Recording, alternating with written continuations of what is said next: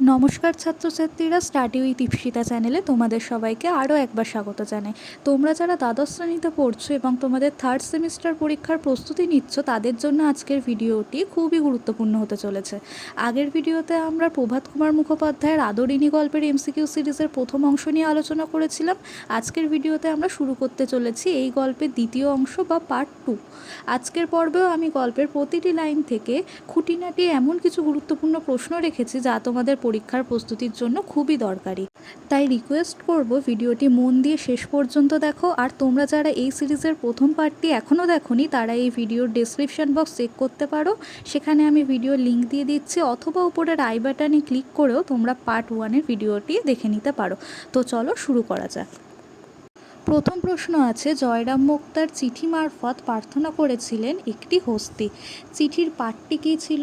প্রবল প্রতাপান্বিত শ্রীল শ্রী মনমহারাজ শ্রী নরেশচন্দ্র রায়চৌধুরী বাহাদুর আশ্রিতজন প্রতিপালকেশু। এর মানেটা কি আমি তোমাদের বলে দিচ্ছি। আচ্ছা, প্রবল মানে কি? মানে অত্যন্ত, তাই তো। আর প্রতাপান্বিত মানে যার প্রতিপত্তি বা দাপট চারিদিকে ছড়িয়ে আছে। আর শ্রীলটা হচ্ছে প্রাচীন, এটা একটা সম্মানসূচক বিশেষণ। যারা শ্রী বা সৌন্দর্য ও ঐশ্বর্য আছে তাদেরকে শ্রীল বলে সম্মান করা হয়। আর শ্রী মন মহারাজ মানে কি? এখানে দেখো, শ্রীমান এবং মহারাজ যুক্ত হয়ে শ্রী মন মহারাজ হয়েছে। এর অর্থ হলো পরম শ্রদ্ধেয় বা পরম ঐশ্বর্যশালী বা মহান রাজা। আর কি আছে? বাহাদুর মানে কি তোমরা সবাই জানো, এটা একটা উচ্চ মর্যাদা সূচক উপাধি। আর আশ্রিতজন প্রতিপালকেশু, এটাকে আমরা ভাঙলে কি পাচ্ছি? আশ্রিতজন, প্রতিপালক, আর একটা কি? এসু। আশ্রিতজন মানে আমরা প্রথমে জেনে নিই। আশ্রিতজন মানে যারা তার আশ্রয়ে আছেন, মানে রাজার আশ্রয় কারা থাকতে পারে? তার প্রজারা। তাহলে আশ্রিতজন মানে হচ্ছে যারা তার আশ্রয়ে আছেন, অর্থাৎ তার প্রজারা। প্রতিপালক মানে হচ্ছে যিনি রক্ষা করে বা ভরণ পোষণ করেন। আর এর সঙ্গে যুক্ত আছে তাকে এসু হচ্ছে সংস্কৃত ব্যাকরণ অনুযায়ী প্রতিপালক শব্দের সপ্তমীর বহুবচন বা চিঠির সম্বোধনকে সমীপেশু অর্থে ব্যবহার করে। তো আগেকার দিনে রাজ পরিবারে বা ধরো জমিদারদের যখন কোনো অনুরোধ বা চিঠি পাঠানো হতো, তখন এই ধরনের অলংকারযুক্ত ভাষা ব্যবহার করার একটা রীতি বা চল ছিল।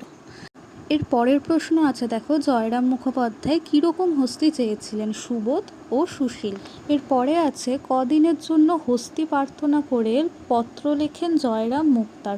উত্তর হচ্ছে 2-3 দিন। জয়রাম মুক্তার মহারাজের উদ্দেশ্যে লেখা পত্রটি নিয়ে যেতে আজ্ঞা দিলেন কাকে? না এক ভৃত্যকে। জয়রাম মুক্তারের শারীরিক বর্ণনা দাও। দেখো, তোমাদের কিন্তু পরীক্ষায় এভাবে প্রশ্ন আসবে না। তোমাদের হয়তো পরীক্ষায় এভাবে জিজ্ঞেস করবে তার গায়ের রং কীরকম ছিল বা তার চোখগুলো কেমন, এই ধরনের প্রশ্ন আসবে। তো দেখো, উত্তরটা আমরা দেখিনি। তার দেহের গড়ন কীরকম ছিল? না লম্বা ছাদের। গায়ের রং কী ছিল? গায়ের রং একটু পরিষ্কার হলে তাকে গৌরবর্ণ বলা যেত, মানে তিনি শ্যামলা বর্ণের ছিল। আর গোঁফ কীরকম ছিল? গোঁফ ছিল হচ্ছে কাঁচা পাকা। চোখ হচ্ছে বড় বড়, ভাসা ভাসা। এর পরেরটা একটু কারেকশান করবে, জয়রাম মাথার লেখাটা দুবার হয়ে গেছে, সরি তার জন্য। জয়রাম মুক্তারের মাথার সম্মুখভাগে আছে টাক, এইটা হতো। এরপর আছে, শ্রীযুক্ত জয়রাম মুখোপাধ্যায়ের আদি নিবাস কোথায়? না উত্তর হচ্ছে যশোর। এরপরে আছে, যখন জয়রাম মুখোপাধ্যায় প্রথম মুক্তারি করতে আসেন তখন সেখানে রেল চালু হয়নি, এটা হচ্ছে উত্তর। কোন নদী নৌকাপথে পার হয়ে মুক্তারি করতে আসতে হয়েছিল জয়রামকে? উত্তর হচ্ছে পদ্মা। নৌকোপথে পদ্মা পার হয়ে জয়রাম কিসে চড়েছিলেন? উত্তর হচ্ছে গরুর গাড়িতে। গরুর গাড়িতে কিছু পথ এসে জয়রাম মুখোপাধ্যায় বাকি পথ অতিক্রম করেছিলেন পদব্রজে, মানে পায়ে হেঁটে। এখানে দেখো, যে কটা প্রশ্ন আমরা পড়লাম সব কটা কিন্তু গুরুত্বপূর্ণ। প্রথমে আমরা যেরকম পড়েছিলাম চিঠিতে কি বলে সম্মান দিয়েছিল রাজাকে, ওটা খুব গুরুত্বপূর্ণ। তারপর হচ্ছে জয়রাম মুক্তারের দেহের বর্ণনা, মানে তার উচ্চতা, তার গোঁফ কাঁচা পাকা ছিল, তারপর তার চোখগুলো ভাসা ভাসা, এইটা। তো তারপরে চলো আমরা পরের প্রশ্নতে চলে যাই। মুক্তারি করতে আসার সময় জয়রামের কাছে কী ছিল? ভেরি ভেরি ইম্পর্ট্যান্ট, একটি ক্যানভাসের ব্যাগ এবং একটি পিতলের ঘটি। মুক্তারি করতে এসে জয়রাম কত টাকায় বাসা ভাড়া নিয়েছিল? এটাও ভেরি ভেরি ইম্পর্ট্যান্ট। 13 শিকার। মুক্তারির ব্যবসা করে জয়রাম কি করেছিলেন? পাকা দালান কোঠা, বাগান, পুকুর। এখানে সব কটা গুরুত্বপূর্ণ, তাই আলাদা করে আমি আর কিছু বলছি না, তোমরা সব কটা অবশ্যই খাতায় লিখে পড়বে। কারা জয়রাম মুক্তারকে মুক্তারি ব্যবসা থেকে হাঁটাতে পারেনি? ইংরেজিওয়ালা মুক্তারেরা। জয়রাম মুখোপাধ্যায়ের হৃদয়খানি অত্যন্ত কোমল ও স্নেহপ্রবণ। যৌবনকালে জয়রাম ছিলেন রীতিমতো বদরাগী। কাদের একটু অবিচার অত্যাচারে জয়রাম মুক্তার রাগে চেঁচিয়ে অনর্থপাত করতেন হাকিমদের। একদিন এজলাসে জয়রাম মুক্তারের সঙ্গে কার বচসা বাঁধে? এক ডেপুটির। এজলাসে মানে হচ্ছে বিচারালয়। জয়রাম মুক্তার বাড়ি এসে দেখলেন একটি এড়ে বাছুর প্রসব করেছে তার মঙ্গলা গাই। কার নামে এড়ে বাছুরটির নামকরণ করা হয়েছিল? ডেপুটি বাবুর। আইনের তর্কের সময় ডেপুটি বাবুর আইন জ্ঞানের সঙ্গে জয়রাম মুক্তার কার আইন জ্ঞানের তুলনা করে বসেন? তার স্ত্রীর। কী কারণে জয়রাম মুক্তারের জরিমানা হয়েছিল? আদালত অবমাননার জন্য। 5 টাকা জরিমানা হুকুম মুকুব করার জন্য জয়রাম মুখোপাধ্যায়কে কত টাকা ব্যয় করতে হয়েছিল, অথবা হাইকোর্ট পর্যন্ত লড়াই করতে গিয়ে জয়রাম মুক্তারের কত টাকা খরচ হয়েছিল? 1700 টাকা। কিন্তু দেখো, আগের পার্টে আমি যে প্রিভিয়াস ইয়ারের কোশ্চেন পেপার তোমাদের সাথে আলোচনা করেছিলাম, সেখানে কিন্তু তোমরা দেখেছিলে এই প্রশ্নটা আগের বছর চলে এসছে, তাই এই বছর এটা আসার সম্ভাবনা একটু কম আছে। তারপর চলো পরের প্রশ্ন দেখে নিই। জয়রাম মুক্তার অকাতরে কী দান করতেন? উত্তর হচ্ছে অন্ন। বহু গরিব লোকের মোকদ্দমা জয়রাম মুক্তার কোন উপায়ে চালিয়ে নিয়ে যেতেন? বিনা পারিশ্রমিকে এবং নিজের অর্থ ব্যয় করে। প্রতি রবিবার অপরাহ্নকালে মুক্তার মশাইয়ের বৈঠকখানায় কারা আড্ডা বসাতেন? যুবক ও বৃদ্ধগণ। জয়রাম বৈঠকখানায় বসিয়া পাশা খেলা দেখিতেছিলেন। এমন সময় কি ঘটল? পত্রবাহক ভৃত্যটি এসে খবর দিল যে হাতি পাওয়া যায়নি। পত্রবাহক ভৃত্যটি জয়রাম মুক্তারের চিঠিখানি কাকে দিয়েছিল? উত্তর হচ্ছে দেওয়ানজিকে। দেওয়ানজি মানে খাজাঞ্চি টাইপের। মহারাজ নরেশচন্দ্র জয়রাম মুক্তারকে হাতির বদলে কিসে চড়ে বিয়ের নিমন্ত্রণ রক্ষা করতে যেতে বলেছিলেন? গরুর গাড়িতে।